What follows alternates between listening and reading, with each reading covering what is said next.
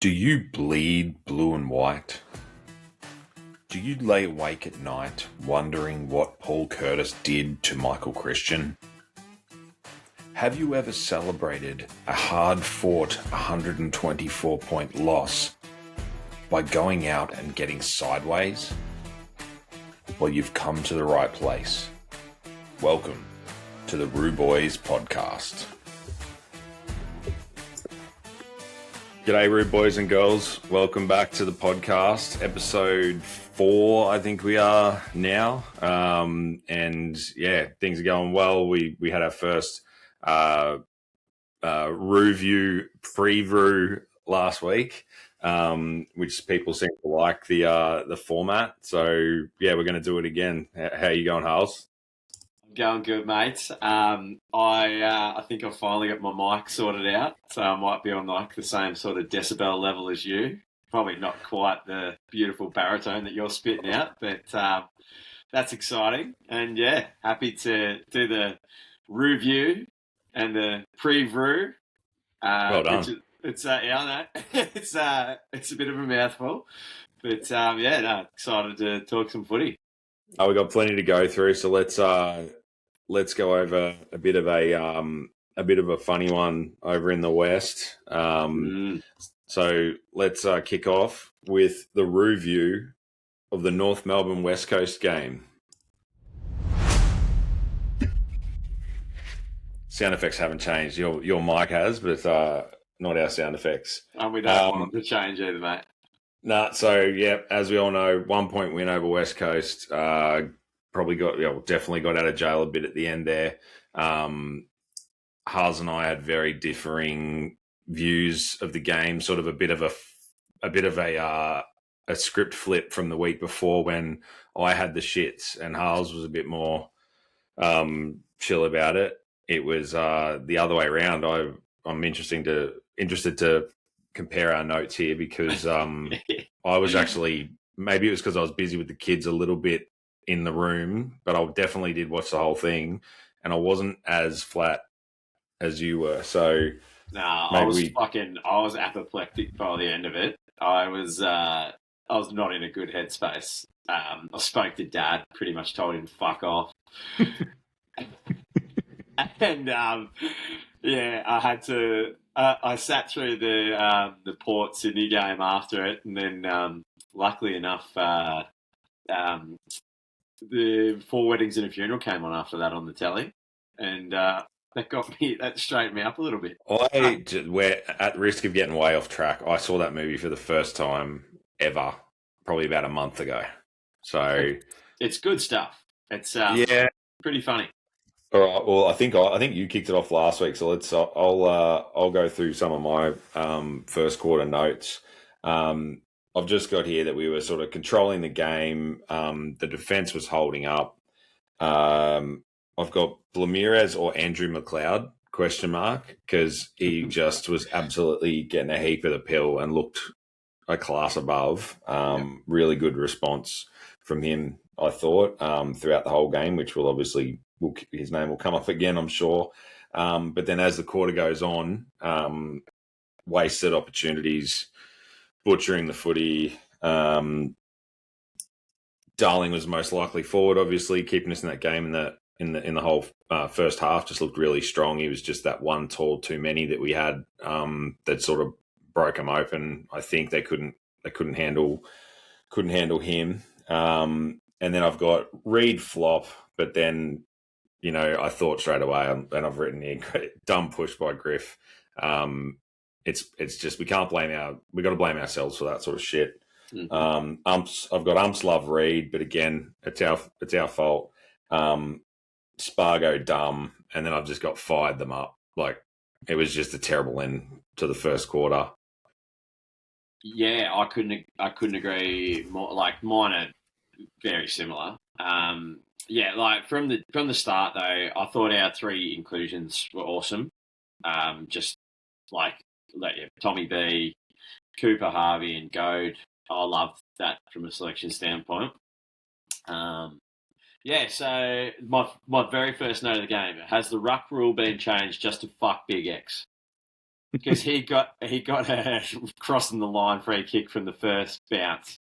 And I knew we were fucked with that in the start of the year when they had because it was like 7 different rules, and they had a little video clip of each rule, like the can and can'ts, and it was X versus Deconing.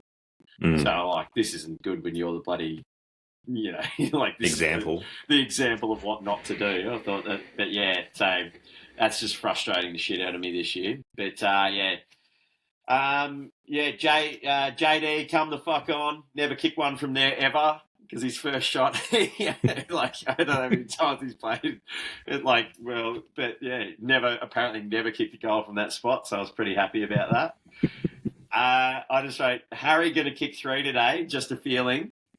This is before he'd even had a shot, and he should have. Reviews are stupid.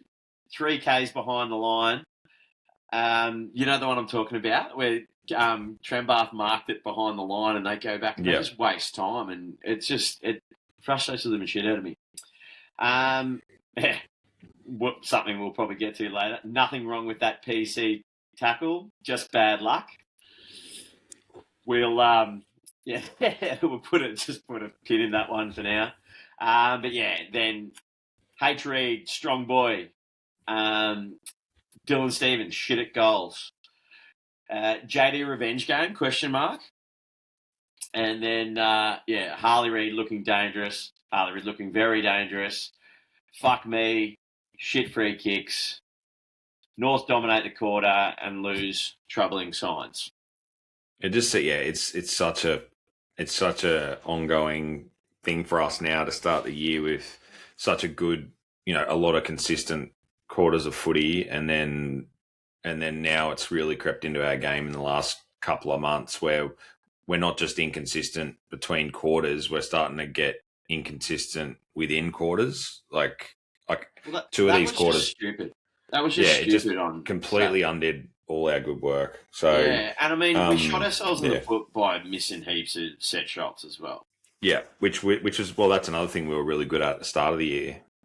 Is we were kicking straight. So, Anyway, but you can kick it off with the second quarter, mate.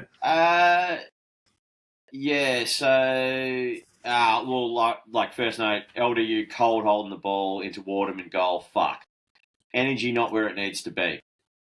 Why the fuck is Waterman on his own? Griff all over the shop. Is he watching birds? The amount of times Waterman got on his own on the weekend.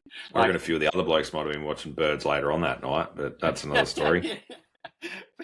I thought Griff had taken the binoculars and he was just keeping an eye on a pigeon in the stands or something. But, Elmac spoil on Shees. What the fuck? The head was starting to boil at that point, because we just looked like we were off the path. It was the exact same as it's like we'd been transported back to last week's game, spoiling each other in defence. But it was the confidence. The confidence just went So that was my next note. North getting in our own way, confidence low. It was just as plain as the nose on your face that they were second guessing themselves and not playing with that confidence that we're saying. Boys seem to have regressed from a confidence standpoint. Very hard to watch.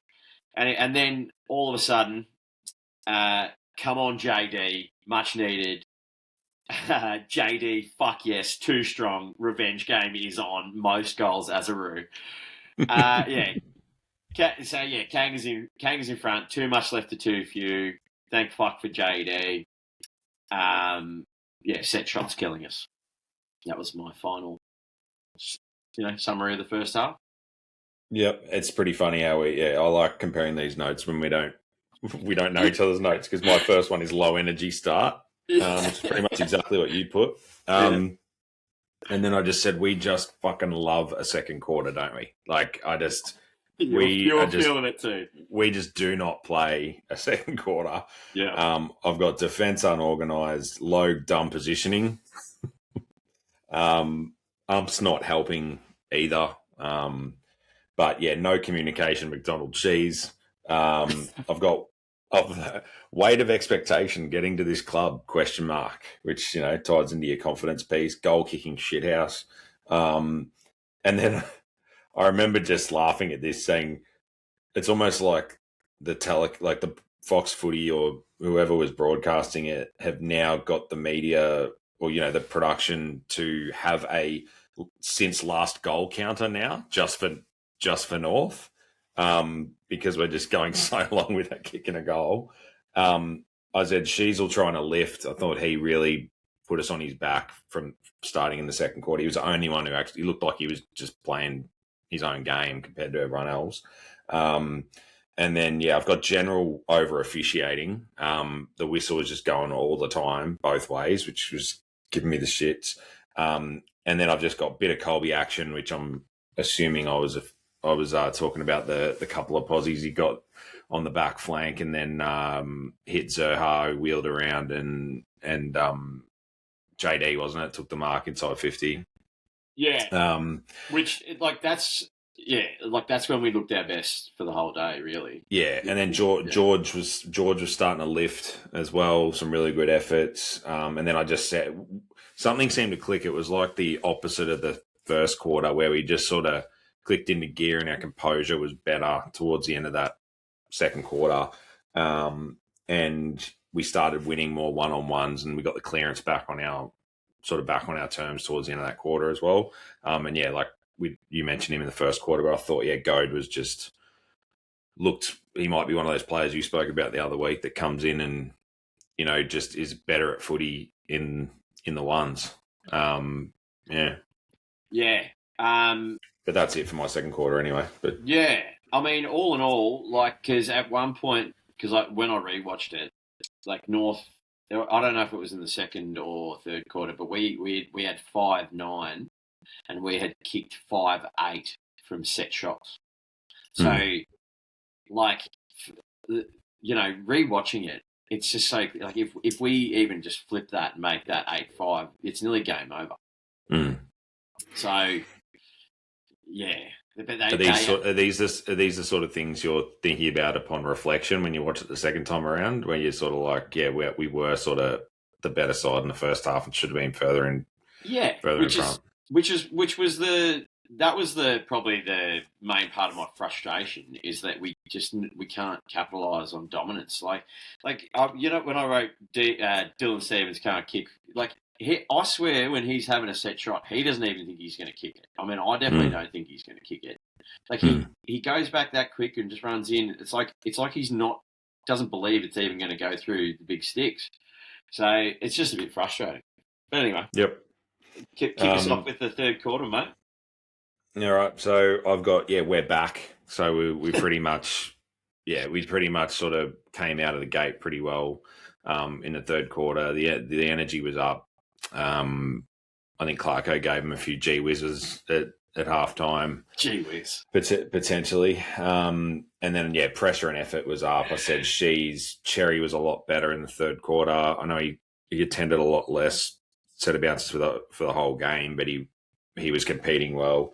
LDU defensive work, second week in a row, he's just really working hard, even though he's not getting the footy as much the other way, and he's getting tagged, obviously. He's working really, really hard defensively, which I think is a huge plus for us, because we needed some of our guys to start doing that. PC can't get going. I know that he was coming up into the middle, and he just seemed it was a bit of an almost sort of game. And I know he's got 3 weeks to think about it now, which is absolute horse shit. But and then I've just got here, Wardlaw is Reed's dad, and that would have been the contested mark after he's then just hoofed it straight into his face, which I loved. I was the opposite, man. You're annoyed, yeah. Oh fuck! I was annoyed when but that is such a classic North thing to do. You take a brilliant mark and then you shank it into the it's pretty funny that it falconed him straight in the head. But I mean, but the most North thing ever would be if they got the footy back and kicked a goal there, but they didn't. We actually regained possession of the ball. Yeah. Didn't we? I But think. there was a few. I mean, you got more notes. Yeah. Just a couple of last ones I had. Jai getting the better of Reed, definitely. And he dropped right out of the game and he was starting to get frustrated. Yeah, They also had Wardlaw on him at some centre bounces. So I don't know whether that was like a rotation thing or what was going on. I haven't, like I said, I didn't watch it a second time. But I just noticed Wardlaw was sort of marking him at some of the centre bounces as well. So, I was much happier with the third quarter, and we probably really should have put him to bed. We know we didn't. What did you have? yeah. Well, so pretty. Yeah, so I mean, JD is taking the piss. She's fuck yes. So when she snapped that goal from the pocket, that was probably as up and about as I was getting. And then I had Suva come on, Spargo, great stuff. So Spargo did that awesome little pick up and then like sort of dodged and handball and Suv snap. And to be honest, from that moment, like that, I felt like that's where we should have just spread it on and took made the game out of their reach, but it wasn't to be. So the DS, Dylan Stevens holding the ball. So that came in when they got chased down in basically 20 metres out and they got a momentum changing goal. That was from one of LDU was very poor by foot on a few occasions on Saturday, like as bad as he's been, and that was one of them. That's like he got it, around half back or like closer to half back, kicked it backwards to open up the ground, and he just kicked it over like Sheez's head, and then it's like become a ground ball. Next thing, Dylan Stevens goes chase down goal, completely against the run of play, changes the momentum. Like we just got to stamp that shit out of our game. So that was big. I just wrote Suv, fuck yeah, massive contest from Taylor Goad, JD is our boy, and then envious of Eagles Talls. And as a summary sort of thing of the quarter, got the game on our terms for the most part. Still very much game on. Turnovers still a thing. Yeah, I think that's fair. Quarter four, what have you can kick that off. Well, I'm not going to read you all these notes, but it's quarter four started great. Great out the guts. Super big finish. Harry is a star. All right, so I've got LP. I've got Luke Parker turnovers starting to worry me. Fucking Kingy can get fucked because he pointed out during the telecast that Luke Parker has given away more scores from turnovers than anyone in the competition. I heard that. Yeah. You know when you don't need to know that information? Because I love Lukey Parker taking the game on. I think that's when we look our best, like someone actually taking the game on, coming out of half back. But now, for the rest of the game after he'd said that, I swear he said it must have said in the third quarter or something after a turnover. I was like hand in mouth, like every time Lukey Parker's shattered the glass for me on that one. It's like when I pointed out to Dale, our mate, that Suva ruffles his feathers after every goal. He hadn't noticed, and then you can't unsee it. You know how Suva's always doing that. Yeah, it's like, loves it. Anyway, Spargo, definitely a mark. You know the one I'm talking about. Yep.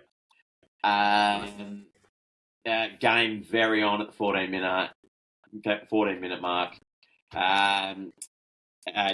Shanahan taking game over.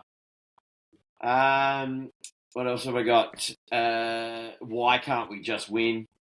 Well, that happens. That's fine. Defo free for Cooper Trembath as well. Sorry. Plus, we still kept missing set shots. Like Giles missed one. That was a tough shot, but there's a few that we missed. Kangas. Oh my God, is this happening? 4 minutes 21. Kangas off their feet. Shanahan being huge. It hurts. Kangas might be fucked here. Q in the rack too early. Fuck me. No real winners here. Yeah. I I got centre bounce really stood up early. We had a really good start to the quarter. I know we were chatting during the game that, like you said, too much left to too few. But I felt like the rest of the team at the start of the quarter, felt very cohesive, a bit like it did in the third. Everyone played their part and played their role. But then the whole team just went off their feet after that. They must have played a good first, I don't know, minute and a half of the fourth quarter. But I've just got Blamires again, just kept running and pushing. I said, North won't get a free for the rest of the game after that Tremba non-call. I was like, whistles away completely.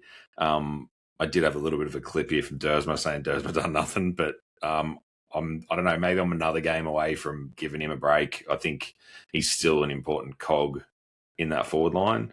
And then I've got too early to slow it down 7 minutes out, but I don't think they were trying to slow it down. I just think they were absolutely rat shit cooked, like fitness-wise, maybe after a long couple of weeks. And then I've just got Eagles want it more. And another win covered up the cracks. And I said, bottom six players ultimately not good enough. Like I think we're just, for the third time, too much left to too few, and we're not getting enough of an impact from these bottom sort of handful of players. Yeah, I feel like we just got to start picking the best players that we have, like regardless of position. Does that make sense? Like JK, for instance, I thought he had an absolute shocker. And I don't think the answer is bringing in another small forward. So, which is two in a row that he's had. Yeah. Like he had a great game against the Suns, and it's it was he did some very frustrating things. Cost us goals, cost us possession, all that sort of stuff. So, that's definitely a watch, which we'll probably we'll go into that once we do our preview. I guess my takeaway before I get yours would be I was positive about us in terms of just getting the win when we needed to get the win, because that wouldn't happen last year, wouldn't happen the last 7 years. We did take 2 really good contested marks down the line to finish the game. I know Waterman shanked the kick, but Tremba, there was a non-free. These sort of little things happen throughout the game, and I still think across the whole game, Eagles had some really good patches, but I still think we were the better side for the whole day. Yeah, there's no doubt. There's no doubt that we were the better side. Absolutely. So I've just got just give us your quick thoughts on, because you've got an interesting perspective in terms of you having the shits up and then watching it again. What were your main sort of? No, well, like we're playing in patches. Like you just can't play games like quarters. Like that second quarter, just about all of them, they were quarters of halves, and like the momentum changes are just all on the back of us doing something silly. So just got to tidy up the footy, like tidy up the use of the footy.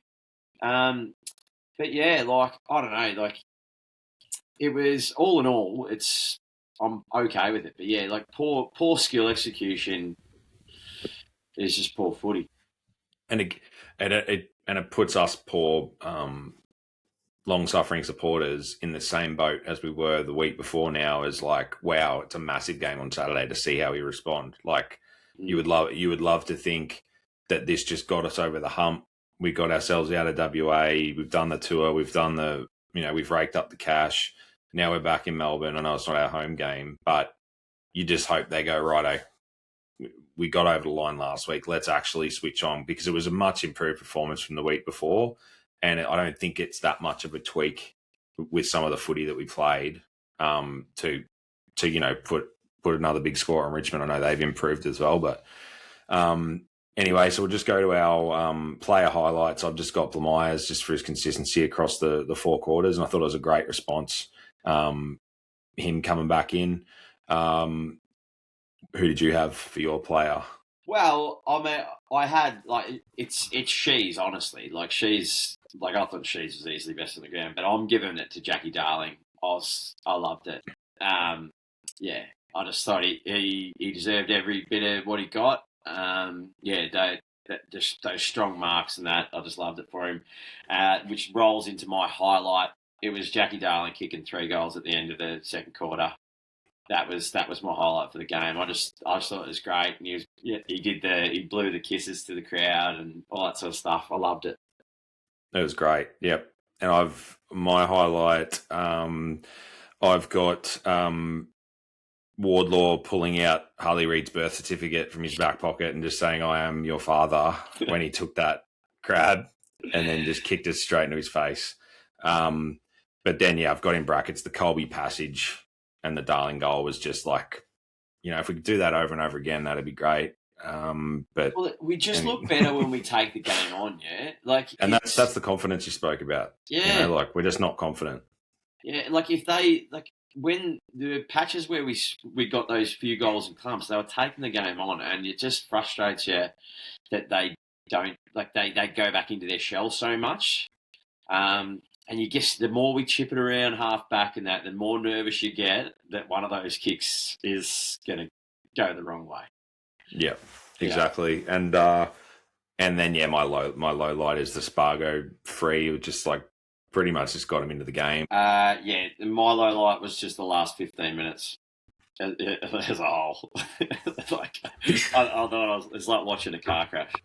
But yeah. And just furthermore though, like notes wise, so the reason that I told the old boy to go get stuffed is because he told me that Dersma's got to get dropped. Dersma only played 50% game time, so you just got to remember that. And he does watching when you're there live, you watch him do lots of good leads and all that sort of stuff, and he just gets burnt. So I'm sorry, Lazar, but. Don't pick on my boys. No, and I think he's an important part of that forward line. We still have I know we're not a stats pod, but we do have one of the statistically best functioning forward lines in the comp. I think we're in the top 4 with the other top clubs. And I know we've played nobody, and none of our wins mean anything. And we're basically on 0 wins, but that's. The fact of the matter is we are one of the best, most potent forward lines.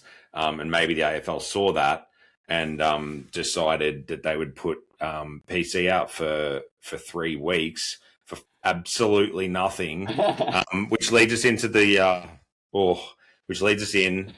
report. And I prepared something here for our first update. What, is that a foil hat? That's a tinfoil hat. And our first item on the agenda. Did you make that with your headphones on and everything? No, I made it before I fired it up. Paul Curtis, how can a bloke break someone's neck on the MCG in front of 100,000 people, get no weeks? Paul Curtis makes a regulation tackle where he barely moved. The bloke ran into him. He absorbed his momentum. He had his hands free, but he's just decided to headbutt the ground. That's, I'm not blaming him either, but it's just a footy accident. I am so surprised and not surprised at the same time with the outcome. I just can't even put into words how I feel about it. I can't. And I think you said the deadline this morning to appeal again was before lunch or something, and it didn't come out. Yeah, that's right. It was Wednesday morning. Yeah, it's just him getting rubbed out for 3 weeks last year ruined our season because we lost 3 close games after that when he wasn't there. And if that happens again, I dead set I don't want to say on here what I want to do, but it's just you chucking your tinfoil hat on and going down to AFL House. It's going to be it's going to be like the White House, when Trump's and all the all the rednecks to the White House. It's going to be me and about 7 other North members just going straight to AFL House. I'm not a North Melbourne conspiracist, but this is why I've got the tinfoil hat on, because I'm starting to become one. I've got to say that the non-holding the balls, the PC getting rubbed out, it's starting to get to me. Can't even wipe his blood on people. No, yeah, exactly. Yeah, you can't make videos with a rubber chicken. There's all sorts of there's something they got it against us. So yeah, I mean, I try to put pen to paper on thoughts. Like it's so hard, and I mean we're trying to record a podcast, and I'm struggling to find words to describe. Would it be easier? But I'll take the tinfoil hat off.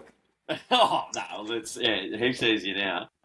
I mean, it's I don't see it, and I haven't been listening to any of the media or anything this week, but I've caught snippets in news things on the radio, and all these people trying to somewhat justify it. Even if it was a week, it would be bullshit. Let alone 3 weeks. How the fuck do they come up with 3 weeks? Like you said, you look at but I looked at the Frampton tackle on my check as well, and I didn't think he deserved to be rubbed out either. But no, I don't. Yeah, and I should be clear too. I didn't think he should have been either. But it's just the comparison. It can't always be the ruling can't be always judged on the outcome, and if you are judging on the outcome, then what happened to my check was far more severe than what happened to the young West Coast fella. I thought PC's body hit the ground before him, before his head as well.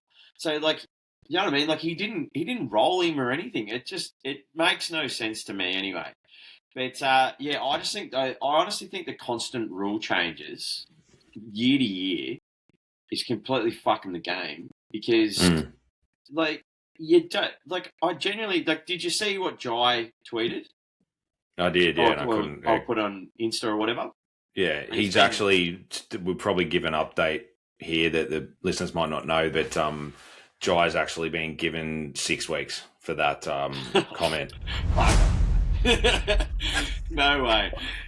But yeah, Jai was just basically said what everyone's thinking. And I don't think it's just North people, but there's so many just bobblehead wankers that just they toe the AFL line and agree with it because they're fucking all getting paid by these bastards. So anyway, I think it's CTE. It could be legal CTE sort of related. But anyway, North need to completely sack their legal team. Is my biggest takeaway. Why was PC not at the hearing?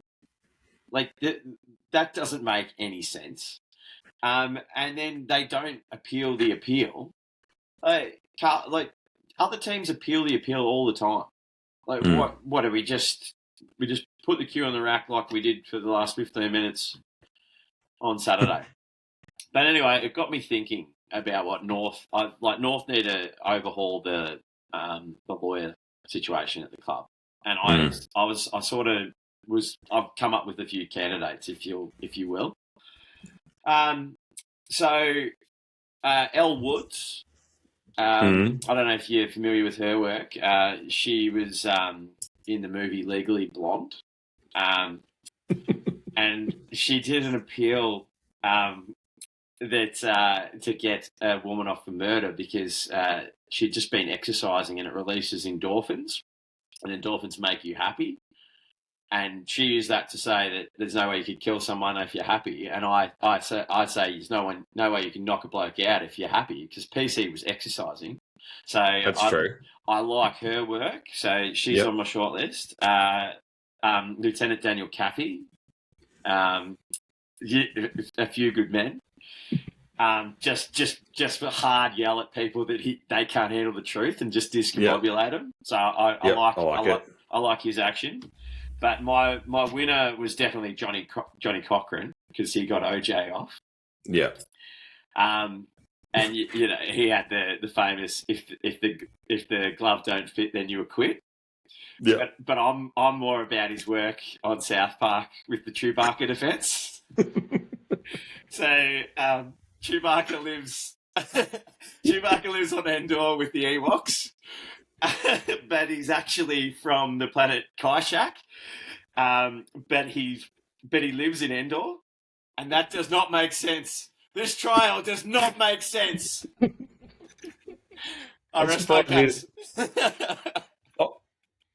I'm surprised you didn't go with Dennis Denuto. I was waiting for Well, that was my first. If it was Family Feud, that was going to be the first one. No, But, I wanted to surprise you, mate. So no, well done. I just wanted to pick your mood up a little bit. So No, that's good. We'll move on to the other main thing at the moment, which has come out, which is so Fish and Shotgun. They all were given free time. Apparently, Clarko and Viney are pretty good like that. There's no curfews. They don't baby you and stuff, but they want you to understand that there is certain expectations. You know, you've been done by 20 goals, worst loss under his reign. And I think all the boys, or most of the boys, went out and were home by reasonable hours. And those two, you know, from what I can gather, was sort of sun-up style, you know, turning it on. And yet they were dropped from the side for disciplinary reasons. But yeah, like I said, I think they were gone anyway, to be fair, but just not what we needed. Nah, but you know, well, what time did they knock off? What is it? Have we got a time? I think Fish was still wearing like a sort of Tarakas shirt when he was playing in the VFL against St Kilda, and just wearing some speed dealer sunnies just to. Yeah, I think he was. Yeah, he still had a colourful wristband on as well. And I think they had Dawson out there like weekend at Bernie's in the ruck contest. Funnily enough, as you know, but obviously everyone who's listening and watching would know, I have actually bumped into Fish on the piss myself a few years ago. So I think he doesn't mind a bit of a tipple, but I got no problem with it as long as but if they've broken the team rules and they've been punished, then so be it. But when you told me about it this afternoon, I could not stop thinking about how funny it was about Shotgun and Fish. Like, doesn't Shotgun and Fish sound like an 80s buddy cop movie? Tango and Cash. Yes. Or like Turner and Hooch. And so I was like, I've got to come up with a movie trailer for Willow. So here it goes. Coming to cinemas this July. Shotgun is a cop that plays by the rules. Fish is a cop who plays by none. Now they're gonna have to solve their toughest case yet. Working together. Shotgun and Fish. Come to cinemas near you. PG-13. I love it. Well done. Yeah. All right. So that's it for the report. Now let's crack in to the preview. Richmond versus North Melbourne on Saturday. All right, so we know what happened. Big win to us. Not sure how much we actually sort of learnt from that. You're going to have to do a bit of the heavy lifting here, Harls, given that you actually watched the Richmond game on the weekend or most of it. So what's your initial thoughts on the Tigers, mate? Well, from the game, like from the first meeting this year, most comfortable I've ever been a footy game in a long time. Like North actually dropping the hammer on them. We're in the Medallion Club there at Marvel as well. Dad was there with me. We had a great time. Had a nice feed. I mean, the first half of that game, it was pretty even in a general play aspect. And yeah, North it was just like same amount of scoring shots at halftime. Well, actually, Richmond had more scoring shots at halftime. We'd kicked 10-3, they kicked 2-12.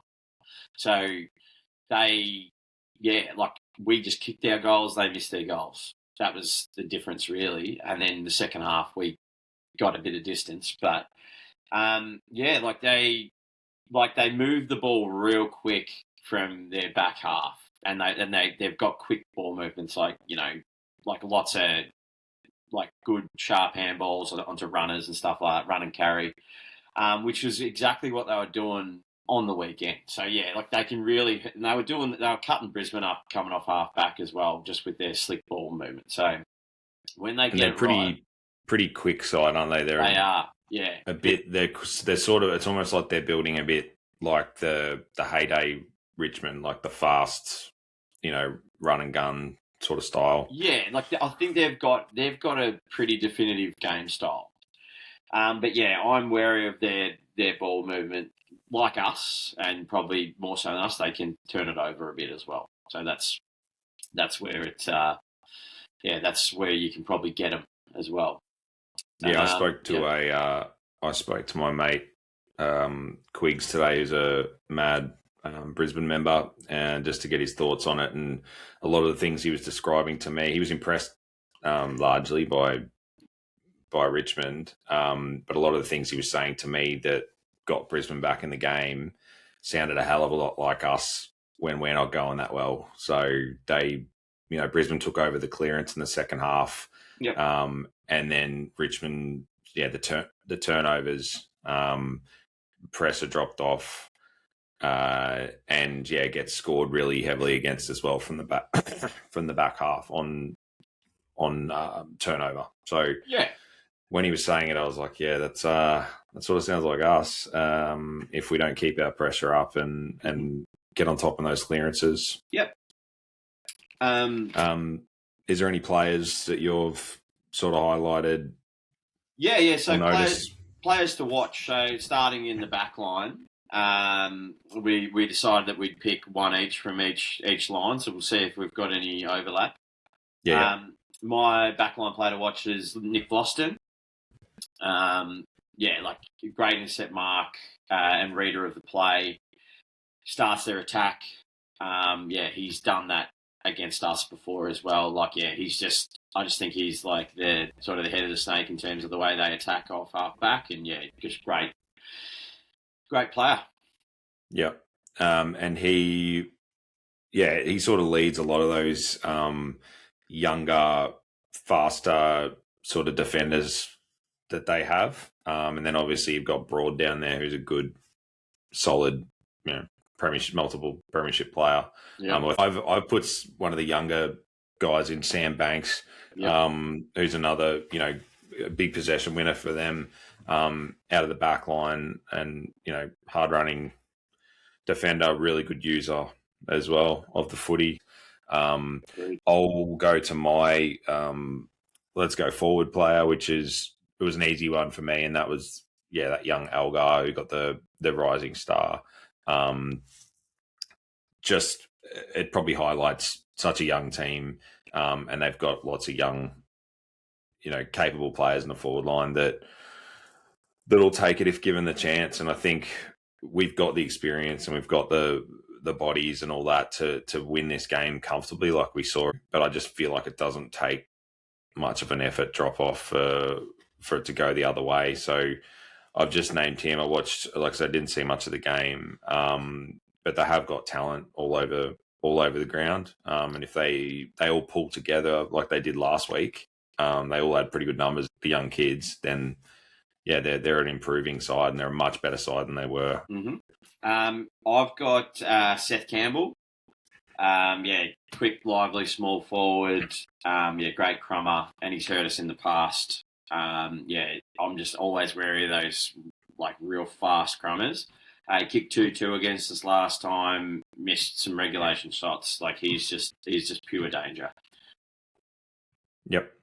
And then my midfield, I was going to go, I think it's probably just the easy one, and go with Taranto, who's having a good year, and he's the one that sort of gets everything going in there. I know Hopper, I don't rate Hopper that much. I don't know why. I think he just butchers the footy a bit, but obviously he gets it.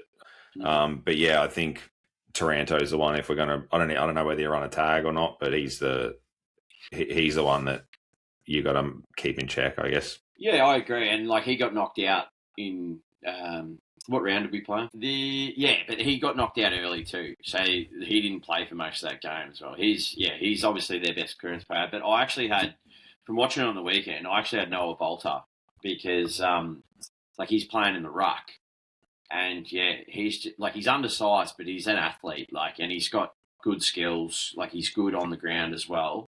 And yeah, it's just like these sort of athletic ruckmen are starting to give me the heebie-jeebies a bit with what's been happening with X. I thought it was real interesting on the weekend that Trembath was still taking some centre ball ups, considering that Goat was in as well. But it works. But yeah, it is interesting, isn't it? Yeah, it's worrying because I feel like they're just giving X less and less time, it feels like. And I thought Goad performed well, and I think Trembath obviously is very consistent with getting the tap in the ruck as well. Yeah. But yeah, maybe it's something that I think as Goad improves, you'd hope that Trembath can stay forward a bit more, but I think he's the break glass in case of emergency type ruckman. He's got us out of some shit in the a couple of times this year going into the centre bounce. Yeah, I mean, X has still been X is still awesome. Like he took some massive marks, and yeah, he had a good. He was much better. You said he was going to respond, and he definitely did. Yeah, it's just the actual centre ball ups where you're losing your first chance of getting the footy. That it's a worry. But yeah, you got any more on the players, or you want to go to how we win this thing? Yeah, I've just made some notes, and it's not so much about Richmond. I think in a game like this, where we're clearly the more advanced side in our, I don't know whether you call it a rebuild anymore, but we're in front of them. We've proven it this year. It's all about, we need consistent effort, tidy up all the dumb shit, the discipline. They need to just be switched on for 4 quarters and play our game, win the clearance, kick the goals, don't be stupid in the back line. And you touched on it earlier, play with some dare and confidence, like try and pinch off those 45s and those centre corridor kicks that made us look so good during the earlier in the year. And then you got to keep the pressure up. We're one of the best pressure teams in the comp in the first, whatever it was, 7 or 8 rounds. And that's dropped off, and that's somewhere they can get us. So I think as long as we keep our pressure up and match them or better them, we should be able to get on top of the game. But confidence is a big one for me. Like that was the first thing I've written down. We just got to know. We just got to know that we are a 8+ goal better side than them and go and get it done. I just want to see the boys believe in themselves. Like I thought it was pretty glaring on Saturday. Like just the second guessing of decisions and like holding onto the ball for too long and like letting the players up the field like get position and you're cutting your options off. So yeah, like I had starts in the centre, win the clearance battle and get on top early. Try to limit the Tigers run and carry, which we obviously already covered. Limit our turnovers, but take the game on and ultimately just kick more goals than them. Score more points. Yeah, that usually helps. For my changes, I started getting a bit trigger happy, like I did the other week, where we actually cut my whole changes segment because it went for about half an hour. But I've gone with the more realistic one this week, and I think it's going to be in Foss, obviously, and out Curtis. I don't know whether they're going to make any other changes. And I think it's just due to them training a lot of, multi-positional players. So, Cooper Harvey can go forward. Jai's obviously going to come out of that midfield when Foss, well, he won't, not the whole time, but Foss is going to get more minutes. There's not a heap in the twos screaming out at me. I do think JK needs to be dropped after his last couple of weeks. I just don't think it'll happen. I've got, I've got a couple of names here in the twos that are, like I think Hanson Jr. really needs a go. But again, we've got so many of those halfback wing sort of players. I know he can play forward. I don't rate him as much as a forward. I like him as a ball user. Could they spring a Ollie Griffin gets a game? Like he played all right, but I just don't think it'll happen. No, Braden George, yeah. No, but Hardiman's passed his fitness test as well, yeah? Yeah, but I don't know whether that, like, how do you bring him in? Well, I like it. Well, allow me to tell you. Yeah, I mean, I have JK's got to get the arse, mate. It's like that was proper poo on Saturday, like proper poo, and it like followed on the week before. Yeah, I had obviously PCs out, which damn you AFL. Yeah, so PC JK out, Foss and Hardiman in, and I had Caleb Daniel to move forward. Interesting. I didn't think of Daniel, but Little Boom obviously can play forward. But I liked his. Yeah, I liked him in the back line. He's been playing back line all year. I continue, like every time that Daniel gets it forward of centre, I like it a lot better than him getting in the back half. It come down to what I said earlier about let's just have good players in the team and just move the magnets around. Like you can see it's worked with Zerhard. Like he's comfortable playing both positions in the same game now. Yeah, I just I feel like it had released Daniel a bit. He's a good crummo, reads the ball well. I thought Spargo, other than obviously making a silly decision, I think he's actually going pretty good for a small forward, like his pressure and the way he uses it. So having more of that forward of the ball, I just think would be better. And then, I mean, I've got George to play 80% because he played another 65% game time. We just need more George. I think they're obviously building him up because they don't want to, him tearing those bloody balsa wood hammies off the bone. But just to touch on what you were saying earlier is, I think I don't mind the Caleb Daniel going forward call based on Richmond's dangerous, quick, small forwards as well. Because so you get a bit more of that, McDonald, Hardiman, just Kurtz still come off halfback, and Cooper Harvey as well. Obviously, he's pretty. He's got good speed. I just Hardiman's in our best side in my mind, no doubt. So he has to come straight back in. He wouldn't have got dropped if he didn't get knocked out. So he comes straight back in. Likewise, Foss, and just let's move some magnets, get creative because I like Hardiman. I like Colby. You seen on Saturday coming off the back flank. I still think that's his position for the time being. That's when we look. That's when we look the most dangerous. When we can get it to him, and then he can use it going forward. So you still need the defensive types there as well. And I've never liked the look of Daniel and McKercher in the same back line. I just don't think they're. I think that hurts our defence too much, and we clearly need to straighten that up. I like the take. I wasn't expecting that, but it'd be interesting to get. If anyone's got any comments on that, feel free to drop them below. But I like it. Have you got a tip for the game, mate? I mean, obviously, Richmond, they've definitely improved a lot. We've flagged everything that's, we're worried about with them. But, North by 10 goals, I'd say. What about you? It's actually funny because I've got the exact same thing in my notes, North by 10 goals. So I think Richmond have improved probably a couple of goals since we played them. We're on the same page. So with that, mate, take us out. Kanga. Roo.